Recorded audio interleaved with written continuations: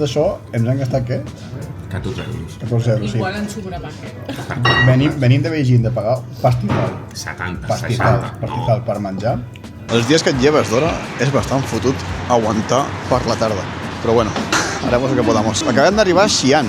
Xi'an, que és l'antiga capital de Xina i famosa perquè aquí abans començava la ruta de la seda o acabava la ruta de la seda. I aquí ens porta que hi hagi una barreja de moltes cultures, la que més n'hi ha, cultura musulmana, perquè des de que es va obrir aquesta ruta de la seda hi havia molta gent de l'islam que venia cap aquí a comerciar i s'hi van acabar quedant. Llavors ens dirigim cap al barri musulmà, que bueno, és el barri més famós per menjar, sopar, hi ha un munt de tenderetes, street food, hi ha fins i tot una mesquita, ben instal·lada la gent aquí, en aquell moment. Està tot pel centre, i Xi'an és una ciutat que no t'has de moure gairebé per les afores, sí que hi ha un parell de coses per les afores, però és una ciutat que faràs més per dins de la muralla que per fora. I és un puesto que no has de dedicar-li més de 3 dies perquè també has de pillar una excursió per anar als Terracota, que anirem demà. Començaré a canviar una mica, a veure el que hi ha. Acabem de dinar uns noodles que estaven bastant bons, però bueno, de tornar a veure, aviam què fem. Si soparem més tard, si no soparem, què farem? Ja ens hem vist malament amb els sopars a Pequín i això sent més petit, igual també és igual de fotut. Veremos. Preocupación para el grupo del futuro. Aquest carrer és impressionant, o sigui, és entrar en un carrer d'estímuls a tots els puestos. Menjar, begudes, gent cridant, juegos, cafès, de tot. O sigui, és impressionant. Ho dona molt bé, Tens 1000 opcions per on picotear, perquè tampoc són restaurants que estiguin taules, sinó que són puestecillos i tu mateix t'agafes el que vols i tu vas menjant pel carrer. Això és més igual per venir a berenar o menjar alguna per sopar si no sé, et ve de gust fer-ho standing. És un contrast bastant heavy del que és Xina de Beijing. És completament diferent. També sentim que la penya aquí és una mica més oberta, més riallera, més dicharachera, més bèstia, una mica més bèstia. Para este que estem menjant, estamos comiendo la hamburguesa más antigua del mundo. La primera hamburguesa, ¿no? Vale. Que diuen que la hamburguesa ve de Hamburgo.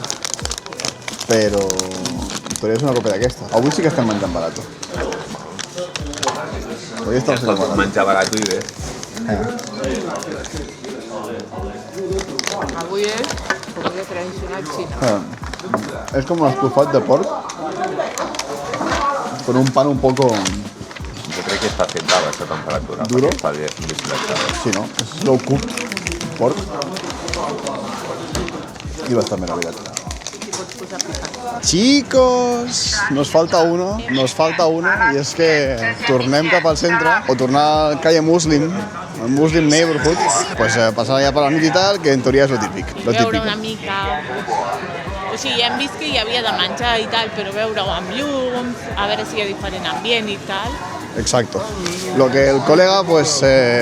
No puede más. No passa res. És un viatge que estem caminant, el que no està escrit i és normal estar reventado. Però bueno, almenys hay 2 supervivientes, 2 héroes de la muralla. Anem a fer una volteta petita, ni que sigui. A més per les llumetes, perquè a Pequín no vam veure gaire llums, només al centre. I avui que tenim energia, millor fer-ho avui, perquè demà nunca se sabe.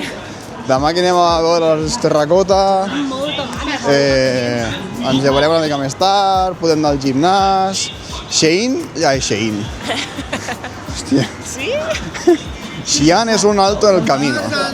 Xi'an és una mica de relax. Sí. És com en plan, vale, sí, una excursió i tal, 3 dies, sense haver d'estressar-nos molt d'anar a un puesto o l'altre, tenim clar el que volem veure i... Bueno, és que al final tampoc té res, només els guerreros de terracota i algun monument aquí al centre, però tampoc té especialment molta cosa, llavors, bueno, igual en 2 dies haguéssim tingut suficient, però ha sortit així, tampoc volíem estar agafant un tren cada dia per anar a una altra ciutat perquè és cansat i les distàncies són molt llargues. I és fer maleta i de fer maleta tota l'estona, que és el que no... Enjoy the moment. Exacto, que no convé. Una mica d'hores curioses. Sí, no, és bastant heavy la barreja d'olors. Però, igualment, quan et ve una olor de barbacoa, algú de carn, fa molt bona olor. I al ser un mercat també islàmic, hi ha molt de corderito. I el corderito está muy bueno y huele muy bien. El que encara no ens hem atrevit a provar res. Perquè entre cordero y patatas hay calamares abiertos, patas de pollo y... No, gana tampoc tinc. No, I he provat allò que és com una torta de maíz, com menjar-te les tortitas de maíz. I el turrón que però és... Ah, sí, el turrón puede ser, sí. No sé, igual de pujada sí que hay una brocheta o algo. Aquí igualment, aunque sigui un carrer peatonal, les motos te van a matar. És una altra cara de Xina que no ens esperàvem. No és que tot faci mala pinta, de fet fa bona pinta, però hay cosas que gustan más que otras. Bueno, mira, això és Xi'an. Hòstia, que ruido. Joder, per un segon teníem la moto a l'esquerra, después la tía con las palmas a la dreta. Uf, por favor, que bien voy a dormir hoy con el silencio. Bueno, hemos dado una barbacoa, tenien allà un munt de pinxos per fotre, pinxos de totes les maneres, menys porc, tot el que vulguis. I m'he pillat una brocheta de beef, de vaca, i també de corderito. I bueno, realment serà com menjar una barbacoa, però té pinta de que...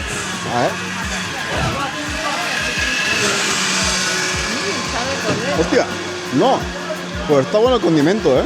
El tío me ha demanat, ¿vols picant? Vols picant? No, todavía estoy digeriendo de la comida.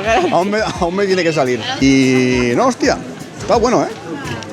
Malo no pot estar, això. No, a veure, una barbacoa per fer-la malament tiene que ser muy manco, ¿eh? Pero bueno, mira, una mica de carn. Sí, la brocheta esta, 2 euros i també el corderito. A la major origen jo pago 5 euros per 4 brochetes. 5, 7. A María ponte las pilas. Nada más. Y es de pollo hormonado. El vencedor es la vaca, ¿eh? Siempre la vaca. Vaca vieja. Sé que me da una volta perquè mirava també la torre de la campana il·luminada, que també val la pena, i ja sí que marxem cap a l'hotel, que demà hay que seguir. Aquí la peña és impressionant com se disfraza, ¿eh? Però no sé si són agències fet a poc o que ho fan pel turisme. Jo crec que, bueno, primer las turistas chinas que se quieren vestir así porque ha de ser típic. I després, bueno, hem vist un munt d'agències. Que clar, no sé si quan vas a Kyoto i et vesteixen de geisha, si pagues, saps? Sí, pot ser. Aviam, he vist un 4 o 5 tendes de que et vesteixen i tal, però és un dels principals atractius de Xi'an. Que també et dic, la d'aquí davant fotia una cara d'amargada sense la foto. Sí, li ha dit que parés, ha dit Sí, aquesta d'aquí davant s'està fent la foto, però ja veus el look que porten, o sigui, és impressionant. I com ella, o sigui, tot aquest carrer de penya fent fotos a gent que està fent el mateix. Fotos, directos de TikTok i de més. Xina és com viure en un TikTok permanente. Tens estímuls, tens fotos, tens pitos, tens sorolls, tens LEDs, de tot. A vegades jo puc entendre el Marc que estic cansat també d'això. Del soroll, de les llums, de les motos... Pero no tienes TikTok si no tienes VP. Exacte, sense VP no hay TikTok. Ni Insta ni nada. Ah, bueno, pero ni hao ma. People. Primer día oficial frente a Xi'an. Arrancamos con un cafecito. Toma. I un gapo. Avui anem cap a la muralla primer, aquest matí, i després anem cap als Warriors de Terracota. La Sílvia avui tira datos d'una acadèmia que acabem d'entrar, que no sabíem com pillar l'entrada, i ha vingut al seguretat de la porta i ens ha dit: firmar aquí, chicos, está todo incluido. Ladrillitos. Ladrillitos, venga, chavales, pa dentro. A Xina ja estem aconseguint que ja cada cop ens parlin més simpàtics. Sí, que ens parlin més simpàtics i crec que més dies... anglès. Sí, exacte, més anglès. O sigui, és una cosa poc a curiosa, poc, sí. perquè a Pequín, que La capital, potser més turisme, Ni flapa ni d'inglès. flava. Ni flapa Xi'an, d'inglès. que és l'excapital, que bueno, té algunes coses per visitar. Clar, és que importants. antigament això era més internacional, perquè era el començament o el final de la ruta de la seda. Y todo el mundo venía a comenzar hasta aquí. Exacte. La Guangzhou Academy. La Guangzhou Academy és una acadèmia que s'ensenyava coses tradicionals xines, que es va crear el 1609, crec, per la dinastia Ming. Antelerro, sí. Aviam, la gent... Anteriores en La gent... anteriores en Ming, Qing y Yuan. Clar, la gent ha de saber això. Les Llavors grans es feia dinasties. la principal ensenyança, que era la confuciana. Pero ¿quién era Confucio? Esto es dedicación a las fotos. Confuci no va ser cap profeta ni cap rei, sinó el pensador més influent de la història de Xina. Va néixer al segle VI abans de Crist, en una època de caos i guerres, i va dedicar tota la seva vida a un sol objectiu, restaurar la pau a través de l'educació i la filosofia. Va revolucionar el seu temps en defensar que el coneixement no era un privilegi reservat pels nobles, sinó un camí d'elevació obert a qualsevol persona. Va ensenyar que la base d'una societat justa comença en l'individu, en la família i en el respecte mutu, deixant-nos una regla d'or universal. No facis als altres el que no vulguis que et facin a tu. Per a Confuci, l'empatia, el respecte i la virtut personal són la veritable clau de l'harmonia. Un llegat immortal que ens recorda que, per canviar el món, primer ens hem de cultivar a un mateix.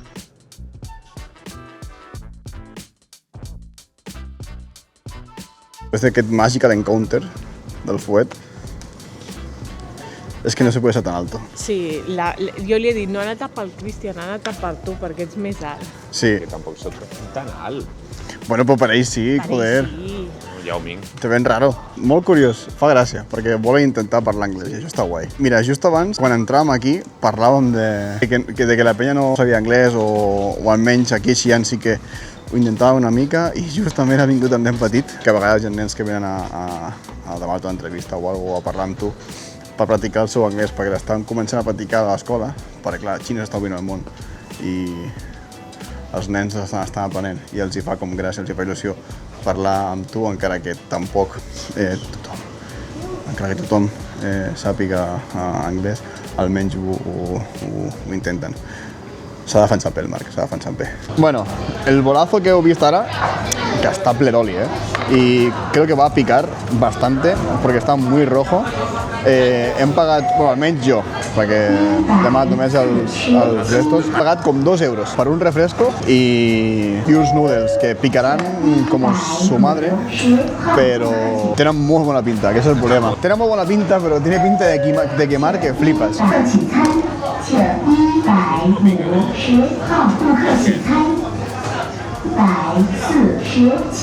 Me está llegando el picante, pero no es un picante excesivo, de momento.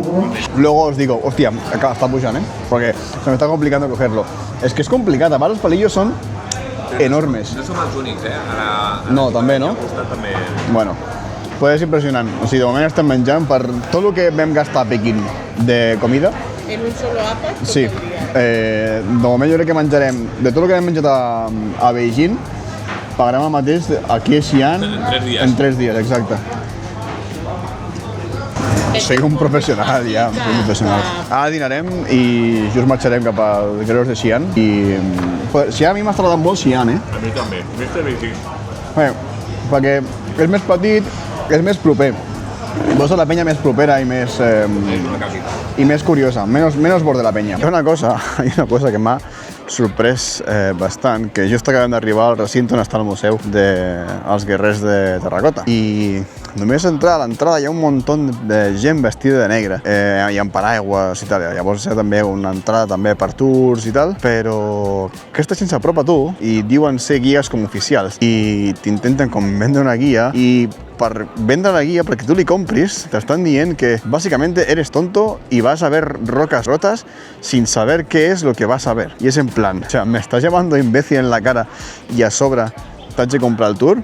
Suposo que és com tracten aquí a la gent per intentar vendre una mica el seu tour. Però crec que aquesta no és tampoc la manera. Tu fan a Europa i hi haurien baralles. I igual els funciona amb els xinos. No tenim guia oficial, però jo, per que no ho sapigueu, estudié com a guia i de fet li he dit a la tia, jo també soy guia. No oficial, però sí a España.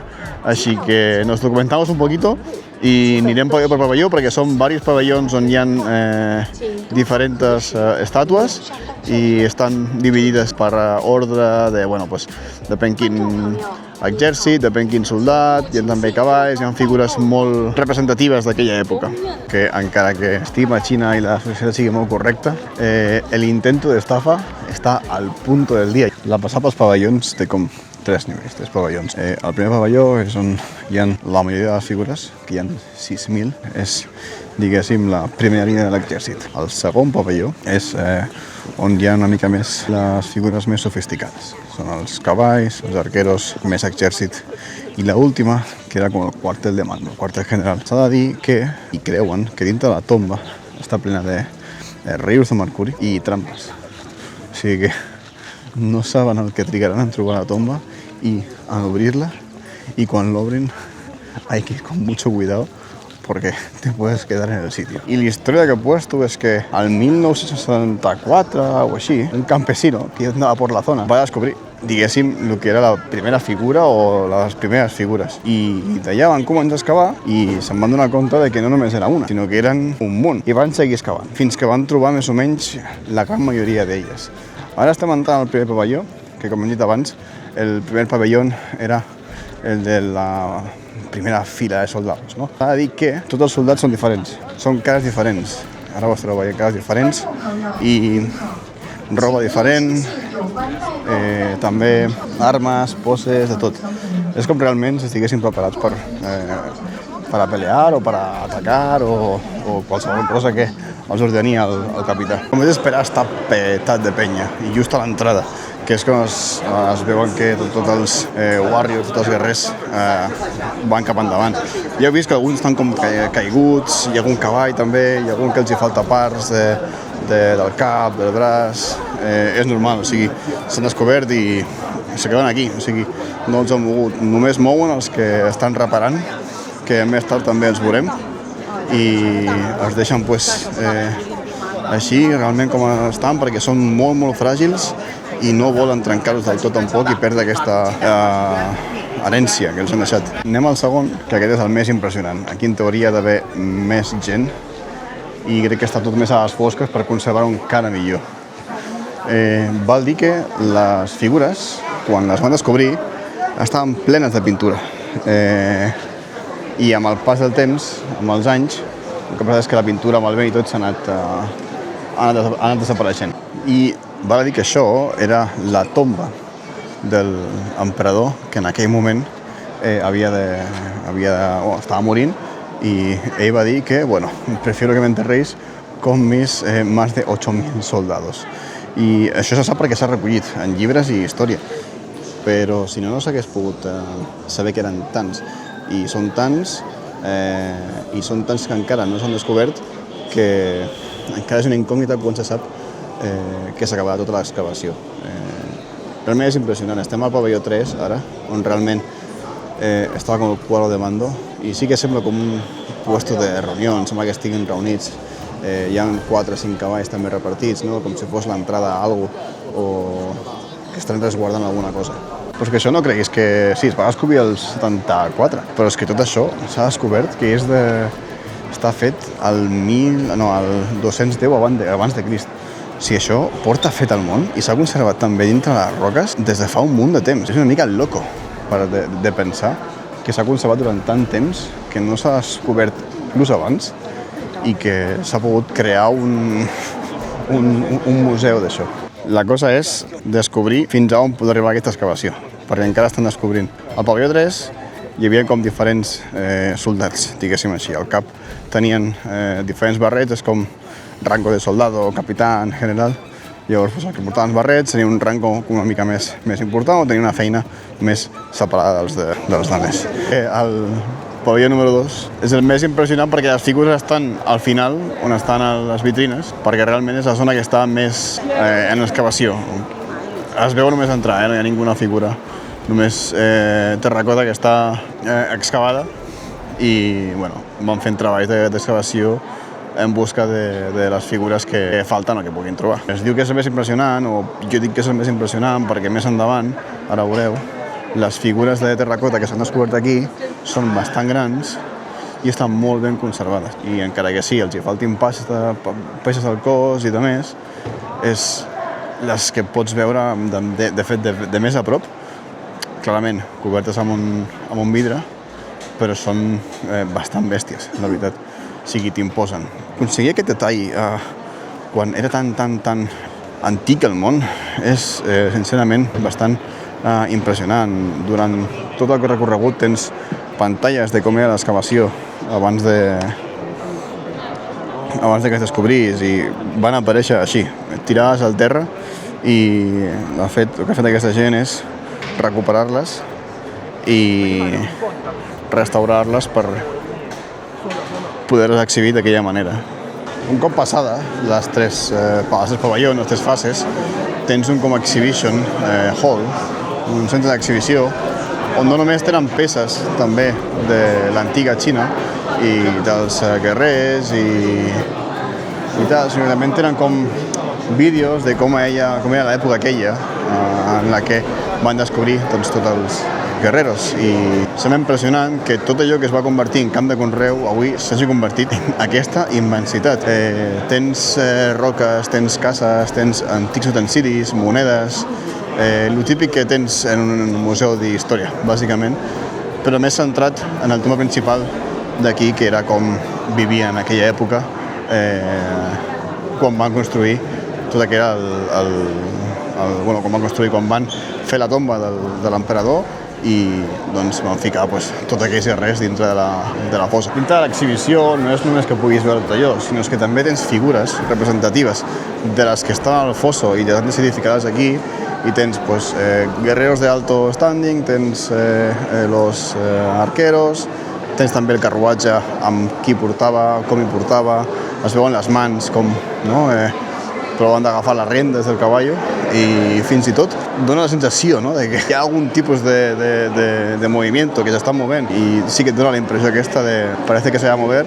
I fins i tot hi ha exposicions de les armes, com he dit abans, que feien servir, i armadures. Es va descobrir una armadura d'un soldat i una armadura de cavall, fetes de pedra. Això ja és el más de lo más, o sigui, és terracota més piedra, i això es va aconseguir es va aconseguir trobar després d'excavar-lo. O sigui, el treball que ha de ser identificar una roca que fos una roca normal a una roca d'una armadura, cuidado, Realment la visita aquí a Terracota és una visita a una tomba d'un dels primers emperadors i més importants que va tenir Xina. Per mi també tenia un significat no tan profund, però una mica profund. A Fòrum del 2004 van venir els guerrers de Xi'an a Barcelona i era com molt impactant, La gent s'impactava molt de veure aquest tipus de figures que haurien de tan lluny, i sempre ho he tingut al cap, perquè me'n recordo d'anar, perquè el meu avi va treballar allà, i era com una mena de tornar a aquella sensació, aquell dia que vaig tenir, en plan, ostres,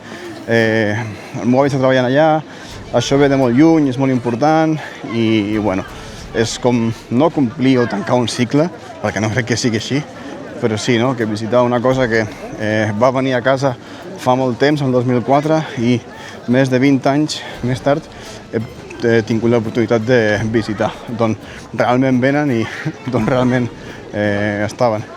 És una visita que segur a la teva visita a Xina has de venir sí o sí, el primer cop o el segon cop, però crec que és una ciutat que no te la pots perdre perquè és història viva. Xina té moltíssima història, però crec que una de les més antigues és aquesta ciutat, o just aquest mausoleu, o aquesta tomba d'aquest primer emperador. I, fins aquí. El resum és que a mi m'ha agradat molt. Un dia més a Xina, amb un temps espectacular també. Avui 20 gradets i sembla ser que el dia de demà també ens acompanyarà. I esperarem a tornar dintre d'uns anys i que els hagin excavat tots. És curiós, ¿no? Com una persona diu un dia, tengo miedo a morir, enterrarme con mis 8.000 soldados, por si me pasa algo en el más allá. On estem? Estamos en los Street Dumplings de la semana, Sí, ¿y estem? ¿Cómo estem? Estamos cansados y hasta el culo de picante. Sufriendo. Estamos sufriendo por comer. Estamos sufriendo. Pues no se come mal. No es dolent, però... No, però és que todo pica. Són unos lloritas. Tot és molt fumado, todo es muy feo, todo pica.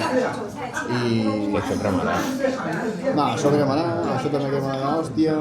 El problema és que no està malament. No, està bo. És que... Està bo, però...